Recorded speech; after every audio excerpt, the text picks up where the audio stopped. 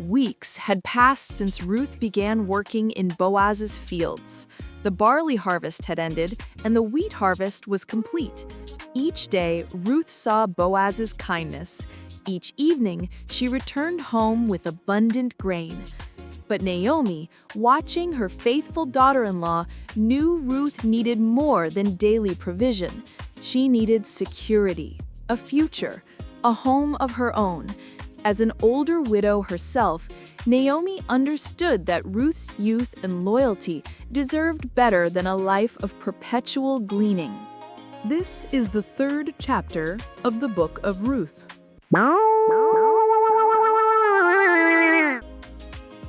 One evening, Naomi approached Ruth with an idea, a plan that was culturally appropriate, yet bold.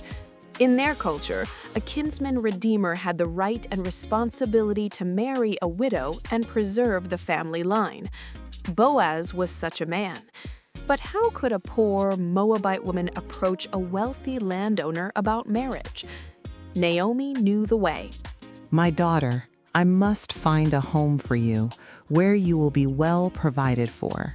Tonight, Boaz will be winnowing barley on the threshing floor. Wash, put on perfume, and dress in your best clothes. Then go down to the threshing floor, but don't let him know you are there until he has finished eating and drinking. When he lies down, note the place where he is lying. Then go and uncover his feet and lie down. He will tell you what to do. This wasn't improper. It was a cultural way for a woman to propose marriage, asking a man to spread his garment over her as a kinsman-redeemer. But it required great courage. I will do everything you say. Once again, Ruth showed her remarkable character. She trusted Naomi completely, even though this plan required her to risk her reputation. In the wrong hands, this night could end in scandal. But Ruth had seen Boaz's character. She knew he was a man of honor. As the sun set, Ruth began her preparations. She bathed carefully, washing away the dust of the fields. She anointed herself with precious, perfumed oil, perhaps saved from her life in Moab or bought with her hard-earned wages.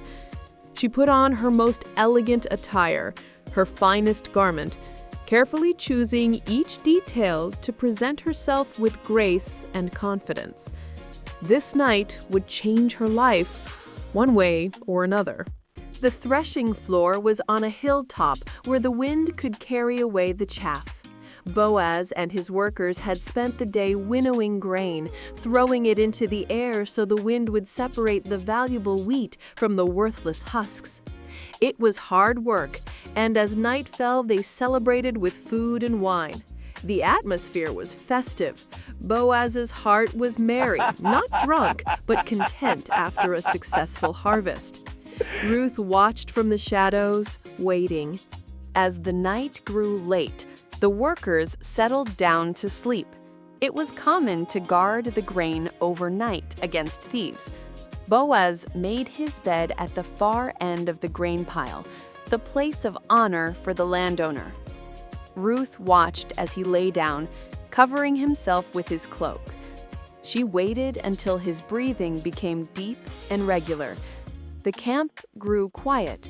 Only the sound of wind and the occasional snore broke the silence. This was the moment.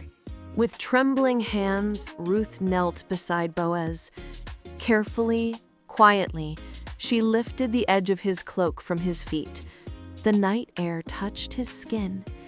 Then, in the ultimate act of humility and trust, she laid down at his feet and waited. She was placing her future entirely in his hands. Hours passed.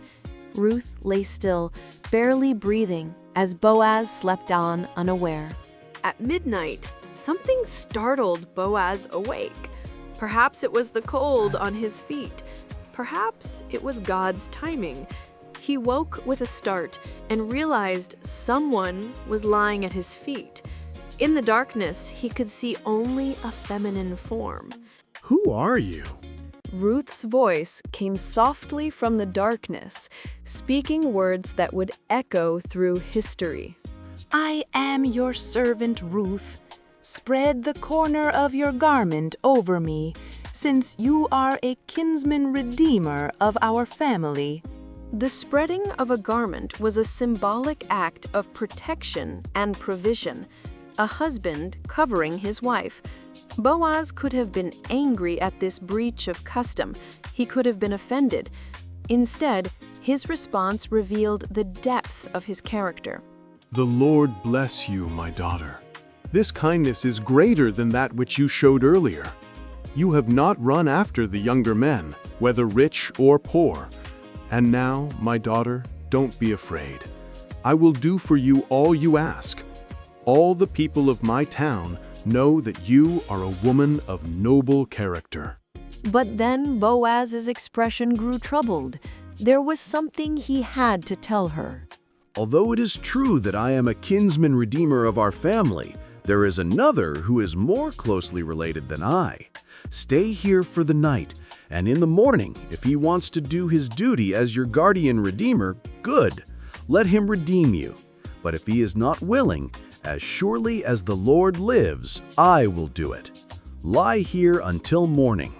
So Ruth lay at Boaz's feet until morning, but she got up before anyone could recognize her. Boaz was protecting her reputation. If others knew she had been there, gossip could ruin everything. Before she left, Boaz had one more thing to do. Bring me the shawl you are wearing and hold it out. When Ruth held it out, Boaz poured 6 measures of barley into it, a massive amount, almost more than she could carry. It was a gift, but also a message. He was saying, I will not send you away empty. I will provide for you. Then he spoke one more time. Don't go back to your mother-in-law empty-handed. When Ruth arrived home, Naomi was waiting anxiously. Ruth told her everything, every word Boaz had spoken, every promise he had made. She showed Naomi the grain. Naomi's eyes shone with understanding. The grain was a symbol. Boaz was declaring his intentions. He would not let Ruth remain unredeemed. Wait, my daughter, until you find out what happens. For the man will not rest until the matter is settled today. And so they waited. Ruth had done all she could. Boaz had pledged his word. But there was another man, a closer relative, who had the first right to redeem Ruth. Would he claim her? Or would he step aside and allow Boaz to become her kinsman-redeemer?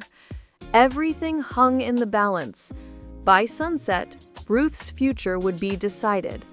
The next chapter would be written not in midnight courage, but in daylight justice, at the city gate where all legal matters were settled.